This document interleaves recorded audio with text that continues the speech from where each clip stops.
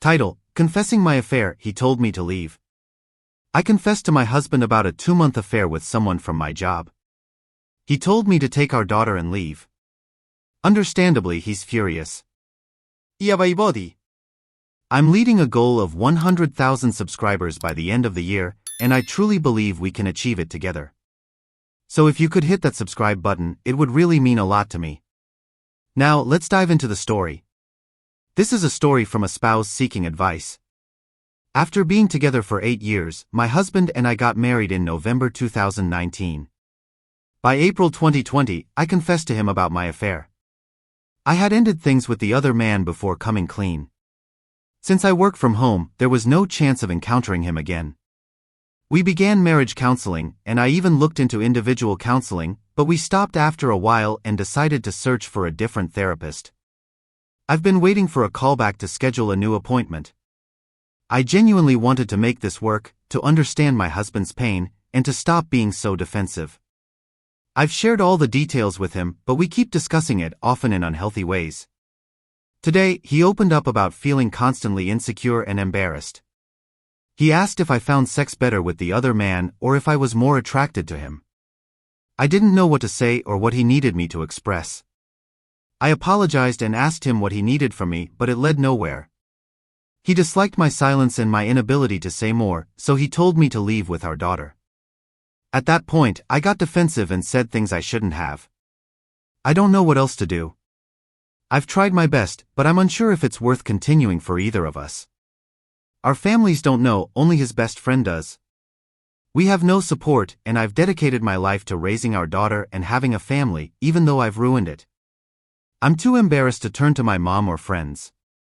I hope someone reads this and offers some guidance or hope. My thoughts? When you betray someone and confess or they discover it, you lose the right to dictate how they handle it. The pain will linger forever, and that's something both the cheater and the cheated need to understand. Even if things go well and they choose to forgive and move forward, the person who cheated will likely never respect their partner the same way again, making future infidelity more likely. After 8 years together, you felt something was missing and sought it out with a coworker. Maybe you confessed because you feared he'd find out, or you were simply bored and wanted something new. Now, you're surprised he's not moving past it quickly, even though you're both in counseling. He's never going to forget what happened. It will haunt him for years, if not forever. Even if you both decided to stay together, it could take decades for the trust to rebuild, if it ever does. He might have nightmares, waking up in a sweat, reliving the betrayal. If you go out to buy groceries, he might call repeatedly to make sure you're not with someone else. Is that really how you want to live? Blaming him for being upset and kicking you out isn't fair. He's probably attending counseling because he loves you and wants to salvage the marriage. But he's also deeply hurt, and no amount of "I'm sorry" will erase that pain. He wants to hear something from you that will make everything okay, but there's likely nothing you can say.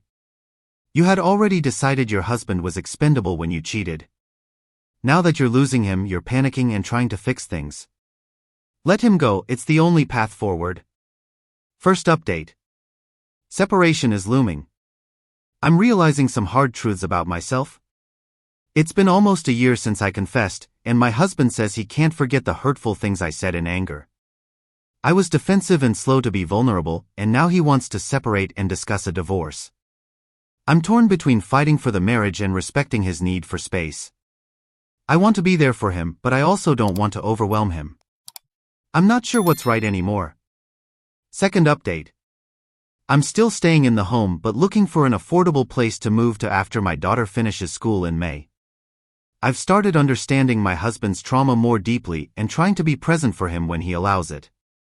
However, my change of approach has only been recent, and it might be too late. He still wants a divorce, but I want to work towards a new and better marriage. It's been incredibly difficult, but I am trying to focus on his needs first, even when they involve rejecting me. Conclusion. At the end of the day, it's clear that both of you need to move on. Your husband deserves a chance to heal, and you both deserve the opportunity to find peace and happiness separately. It's time to acknowledge that the damage done cannot be undone. Let him go and focus on finding a way to rebuild your own life. What do you all think about this situation? Let me know in the comments, and I'll see you next time.